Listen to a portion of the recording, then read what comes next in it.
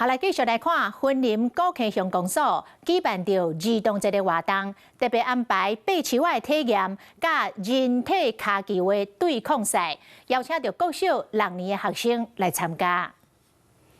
高溪鄉綠色隧道透早着鬧熱滾滾，為着迎接兒童節，高溪鄉公所特別安排爬樹仔趣味體驗。攀樹還有人體足球，然後攀樹就是你在攀的時候就那個繩子一直晃來晃去的，就很恐怖。高溪鄉公所講，今年的兒童節活動，因邀請到鄉內國小6年級攏總200位學生參加活動，除了爬樹仔體驗，讓大家用無同角度來親近自然，同時還培養團隊合作精神的人體骹球對抗比賽，希望讓大家留下難忘回憶。那攀樹的話，就是訓練小朋友的協調性，還有一些運動的體能。讓小朋友走出戶外。便若到假日，吃得真鬧熱，歡迎民眾來這踅街。